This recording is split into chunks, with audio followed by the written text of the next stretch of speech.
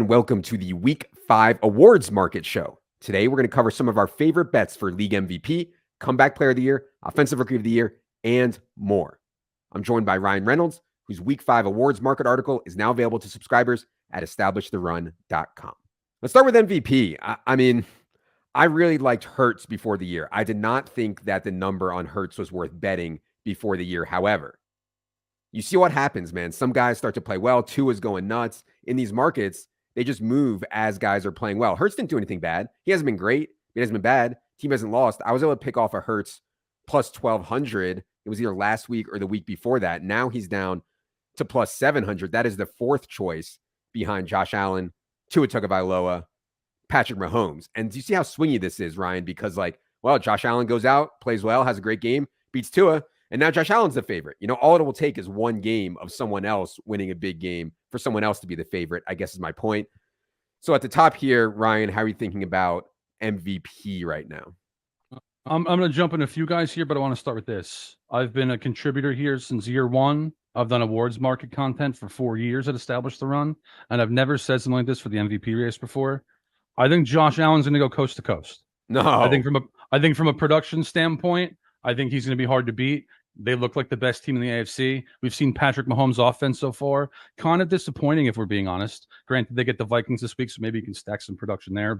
And then you have Justin Herbert and Tua, who can be productive enough to be the MVP. But over the last decade or so, MVP winners are usually the quarterback and the number 1 seed. Matt Ryan's the only exception. He was the number 2 seed. If you're not winning your division even, you're kind of dead in the MVP race. So they have a uphill battle there. To your point with Hurts, the Eagles' easiest schedule stretch was early. It's now. I don't think Hurts has stacked enough production yet to get there. And then, we talked about this in the column. Brock Purdy leads the league in rating, leads the league in QBR, and the 49ers look like the class of the league right now. So I'm not sure if he's going to catch that one from a production standpoint, but the 49ers do look like they're in the driver's seat to be the best team in the NFC. Yeah. Okay. So a couple things there I'd say. First, if you think the Bills will be the AFC's number 1 seed, you can probably find more value than plus 380 on Josh Allen. Would you agree there, Ryan? Yeah, I wouldn't bet Josh Allen at 380. No. Okay, so if the Bills are going to go out and win it, that is not the way that I would attack that at all. Agreed. So I'd be looking for more long shots. The second thing that I would say is, I still think that Eagles or 49ers will be the number 1 seed in the NFC, and obviously they have somewhat softer schedules than some of the AFC teams, and will be able to rack up more wins. Agree with you that Jalen Hurts' stats are not good enough right now to beat someone like Josh Allen. Doesn't mean they won't be. Last point before we go to Gary on this, I did take some Brock Purdy 22-1 MVP after reading Ryan's article. I just think 22-1 on the 49ers, who, along with the Eagles, are probably 50-50 to be the number 1 seed in the NFC. That's just too long of a shot. So I don't love Brock Purdy. I'd be surprised if he's the MVP, but I thought 22-1 was too long. Gary, any MVP thoughts here? Yeah, if we're going to look at this from what Ryan said, which is historically number 1 seeds, maybe a number 2 seed can sneak in. You can kind of cut down Tua and Herbert, in my opinion, as much as I like those guys. I think Hurts is interesting because this time last year, too, I think Mahomes was second or third or fourth even at this point. And, he did most of his damage midseason. But as Ryan said, the Eagles' schedule easier at the beginning of the season, and the production hasn't quite been there from an MVP perspective. That leaves the Niners, and I do think maybe they're the best overall team in the league. I like your Purdy bet, Adam, and I know this is a quarterback award historically, but is there any chance here, Ryan, that maybe if the Niners just go 14-3 or something like that, that Christian McCaffrey's got 20+ touchdowns? We got a Sean Alexander-esque season. I know we're in a different generation of football, but I don't think it's totally out of the realm of outcomes. I wish you had longer odds, but I think it's in the range. Normally, I completely ignore anyone that's not a quarterback in this race, but I do think he's in an interesting position. He would be the first. He's the first guy I didn't mention. If that makes sense. Yeah, 20-1 to me is not long enough on Christian McCaffrey. No. Remember, Cooper Kupp had literally the greatest wide receiver of all time and did not win this award. Literally the greatest wide receiver of all time and did not win this one. And honestly, I don't disagree with the voters. I disagree with the voters on a lot of stuff. We're going to get to one where I disagree with them big time. I do not disagree with them that quarterback is just so much more valuable than Christian McCaffrey, as much as I love Christian McCaffrey. Dude, I had Deshaun Jackson was tweeting at me how is Micah Parsons not the MVP? I was like, guys, Micah Parsons not winning the MVP. All right, it's gonna be a quarterback. Okay, it's gonna be a quarterback. Everyone, calm down. Anything else on MVP before we move on here? Not for me. No, I just think, I don't think these voters look at it the same way as like NBA, where sometimes they'll get fatigue of voting someone too much. So I think Mahomes is still very firmly in this race, right? Obviously, receiving core is a little bit of an issue here, and I want to wait for longer odds. So if Allen does separate himself a little more, maybe we come back to the show in 3 or 4 weeks, and Mahomes is more like 8-1 or something like that. And I would be interested in hopping on that if the Chiefs are, still above 500 or 4 or 5 games above 500.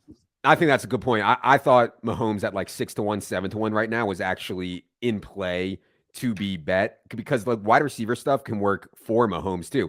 He has no one out there with him, and he still threw for 4,500 yards and 30 touchdowns, and they were the AFC's #1 seed, right? Like that's the narrative that Mahomes wins on, is by overcoming all the wide receiver woes. All right. And he has to be the #1 seed, which, to Ryan's point, I think is important. Let's go to Offensive Player of the Year. So shout out to someone on Twitter. After week 1, I tweeted something about Puka Nacua, some stupid stat. And somebody on Twitter, just a random person, I didn't know them, said, hey, Puka is 180-1 to be Offensive Player of the Year right now. And I said, I appreciate it. And I went and I got my max of like $12.64 or something like that on FanDuel for Puka at 180-1. Now, Puka's up much, much higher. However, Cooper Kupp is coming back. So you can get Puka 50-1. And by the way, we're looking at DraftKings right now for no other reason than it's cleanest, simplest. But I really, really encourage people to shop around in these markets. The reason that we know it's so soft is because you can find wildly different prices across different sites in these markets. But anyways, the overwhelming favorite right now to be Offensive Player of the Year is Christian McCaffrey, who we just talked about. Justin Jefferson, Tyreek Hill are the other favorites. Ryan, any thoughts on OPOY this year? Yeah, I think they have it right at the top.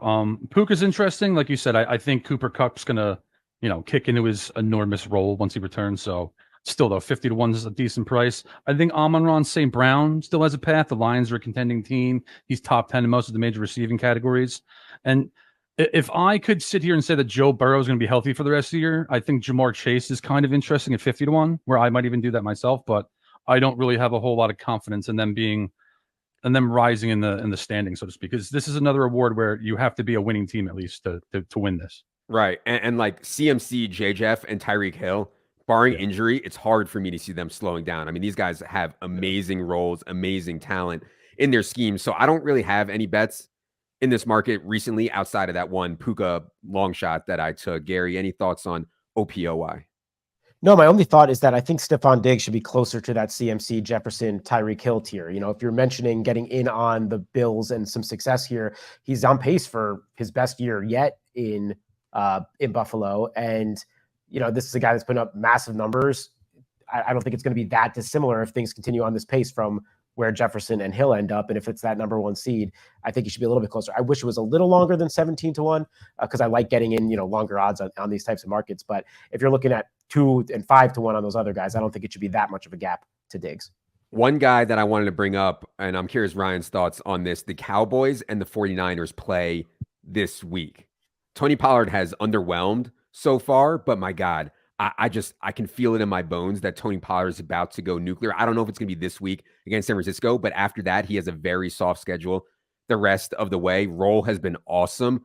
And like, if you think the Cowboys can beat the 49ers on Sunday and go ahead and win the #1 seed, Tony Pollard 40-1 right now on DraftKings might be able to find a better price out there on him than that if you shop. I think that's at least interesting. Any chances you think for Tony Pollard here, Ryan? Sure. Like you said, he has a great role on a very good team. Like, you don't have to be the #1 seed to win the Offensive Player of the Year. If Dallas is 11-5 to makes the playoffs and Pollard has a top 5 running back year, he's going to be in the mix. So yeah, I think 40-1 plus is a good price for him. Okay, let's go to Defensive Player of the Year. Now, based on Ryan's article, I don't follow this market that closely, but based on Ryan's article this week, I did take a little bit 25-1 Aiden Hutchinson, 25-1 Nick Bosa.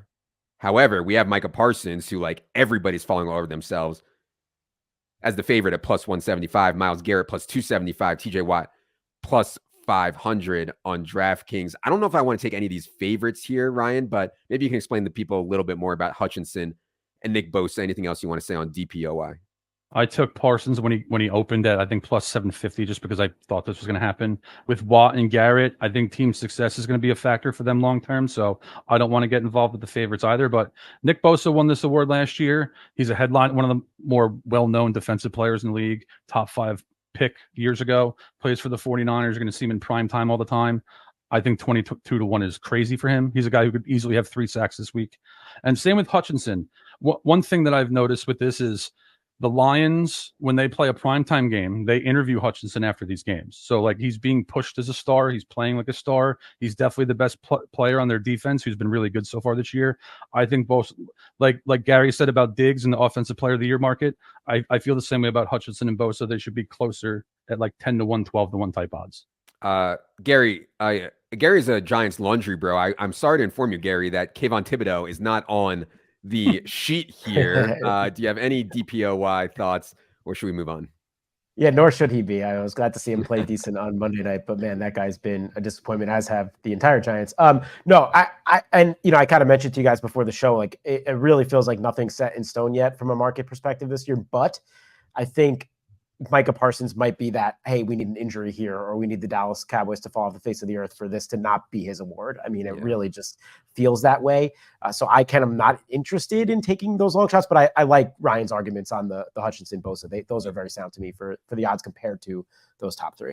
Parsons has the attention of not just the national media, but like casual NFL fans. I'll go talk to my friends at the gym, or they're like, "Oh man, you see Micah Parsons this week?" Like, I'm like, "Yeah, man, shout out Penn State," But like everybody is aware of Micah Parsons right now. And the more we talk about this, maybe if I can find like a plus 250 or something on Micah Parsons, maybe I'll even eat some chalk there.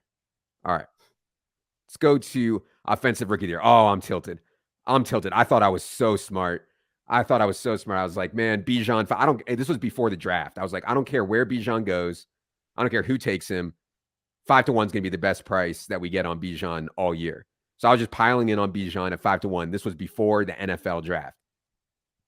Little did I know, CJ Stroud is going to turn into Joe Montana, and Puka Nacua is going to turn into Jerry Rice, and Anthony Richardson is Cam Newton. Okay, so now we have a real battle on our hands here between those 4 guys. Oh, and by the way, Devon Achane looks like the second coming of Chris Johnson, and he's at 6-1. So the current market is CJ Stroud plus 175, Puka 425, Bijan 450, A-Rich 550, Achane 600. I mean, I am real steamed up here, Ryan. I feel like I don't know if I messed this up, but maybe I should have given more credence to Stroud and Richardson as quarterbacks, having at least a chance to play well and win this award. So I don't know. What do you think about Offensive Rookie of the Year right now?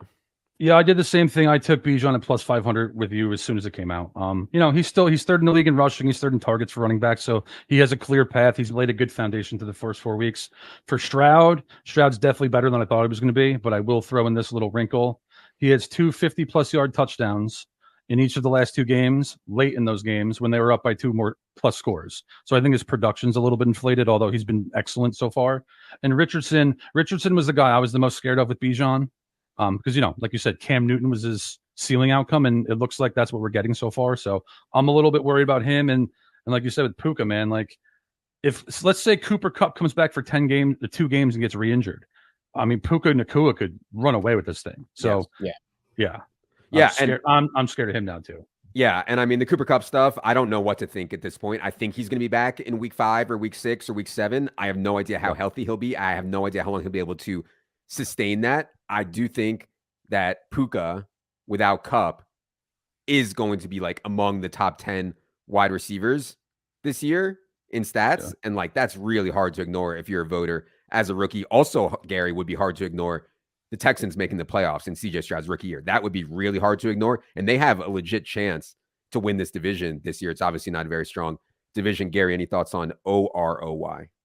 So I think I'd rather attack that when we get to Coach of the Year, but I do think CJ Stroud is for good reason the favorite right now. I mean, really impressive stuff. You're seeing all these numbers fly around about first 4 games and, doing things that people haven't done before. Maybe we should have been more prepared for this as being the most pro-ready of these quarterbacks, but it's like his ability to not only be a sound pocket passer, but to move around in the pocket. So even if they just kind of play 500 ball from here on out, that could possibly get it done in the AFC South, and I think he probably takes it. That said, I'd rather take some of these longer odds. To me, Achan's a little too short now at 6-1 with all that firepower in front of him. So I'm not interested there. But I think Puka, Bijan, A-Rich, you can make an argument at any of those guys between 4 and 5-1. And if you wanted to sprinkle money on all three of them, I would not have an issue.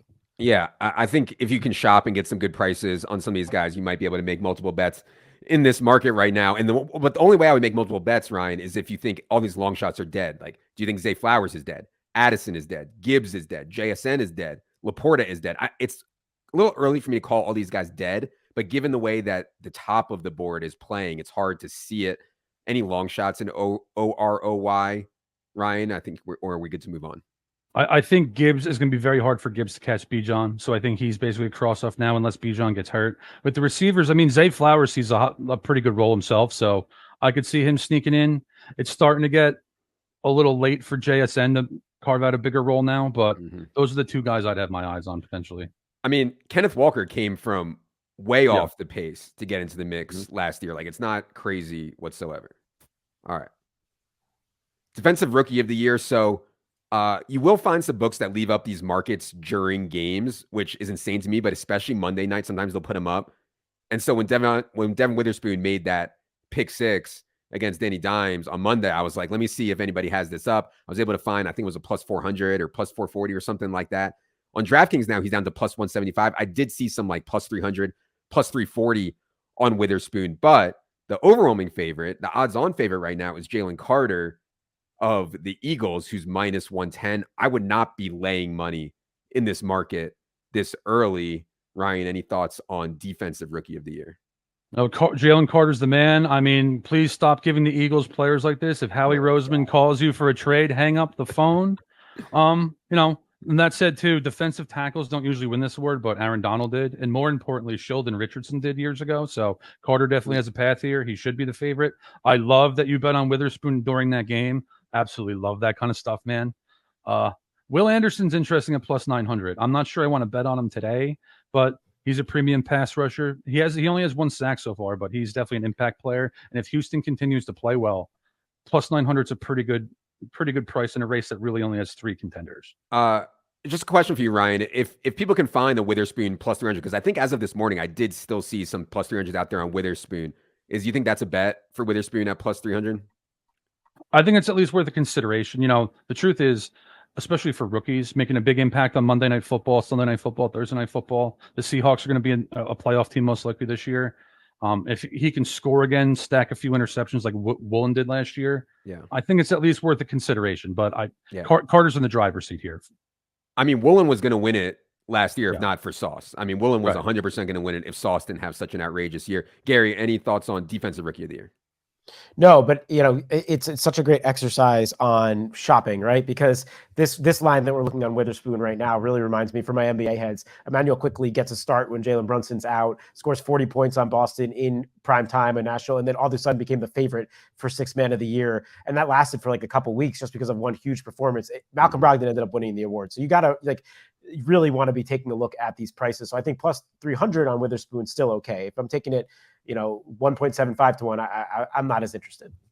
All right, let's get to another market where I am incredibly, incredibly tilted, because last year I had an irresponsible amount on Dan Campbell to be the coach of the year at 60 to 1, 45 to 1, 30 to 1, 35 to 1. And I was like, man, Campbell would have won it if they would have made the playoffs. At least he would have had a good shot. I think they come up just short of making the playoffs. And now, lo and behold, shockingly, Dan Campbell plus 350, the overwhelming favorite. However, same price as Mike McDaniel, who obviously has done an amazing job.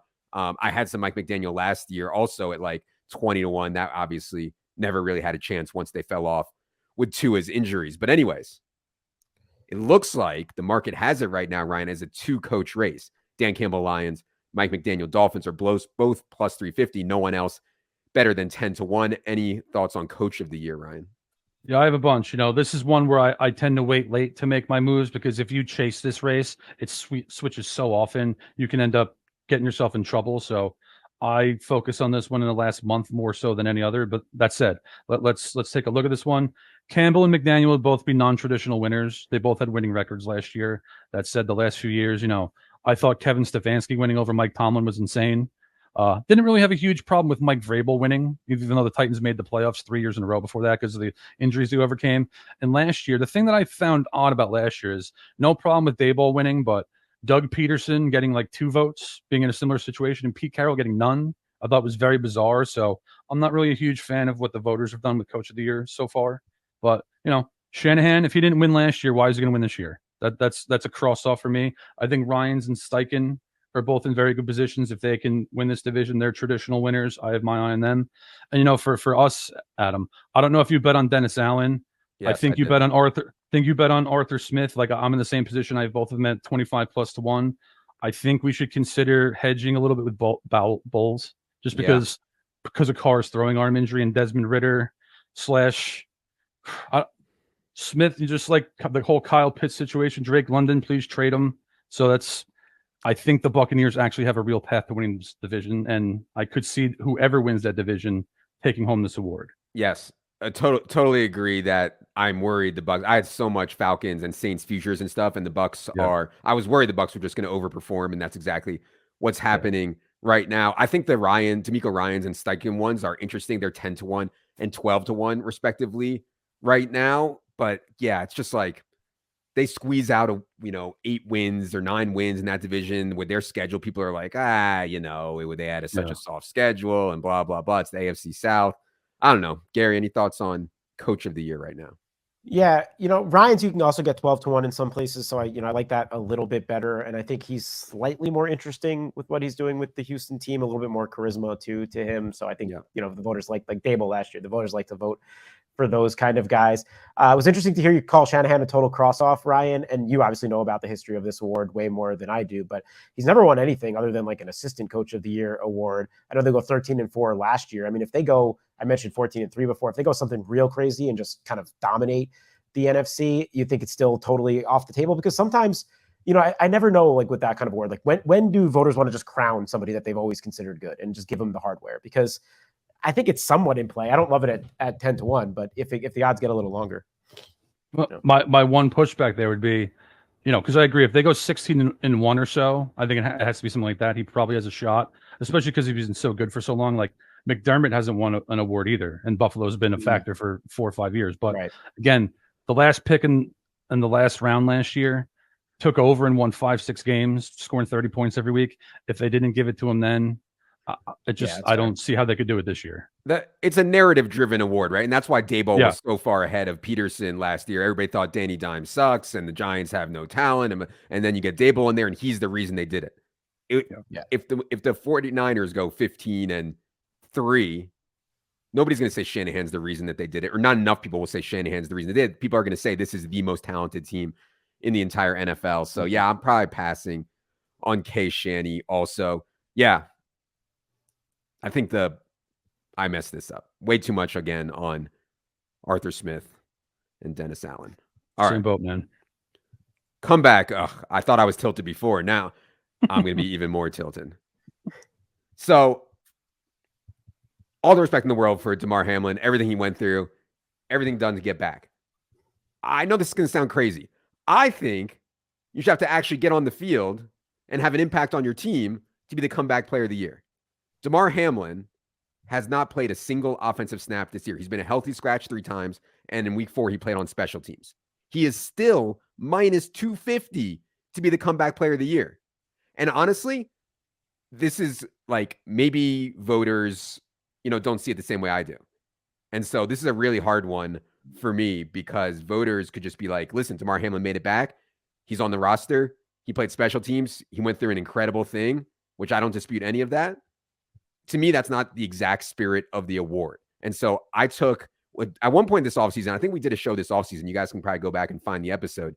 Damar Hamlin was like minus 700. At that point, I was just spraying the board. I took everyone. I took Sam Darnold, Breece Hall, Tua Tagovailoa. I all at like 30, 40-1 or better. I was just blasting on this market because I just thought Damar Hamlin was so mispriced. For him not to play this year on defense, no defensive snaps, 3 healthy scratches, and still be minus 250 is making me think that I'm seeing crazy pills here. So, Ryan, this is a really hard one. What do you think about comeback player of the year right now? I mean, in general, I agree with you. This race should be between Tua, Baker, Stafford, and if Lamar Jackson counts, which he should because he missed a playoff game too. I think those are the four guys that should be in contention. But that said, the Hamlin situation is just so unique. It was so covered by the media, where he's definitely going to get votes just for being, And the truth is, it's incredible that he's playing in general. So Sure, I agree. I get all of that.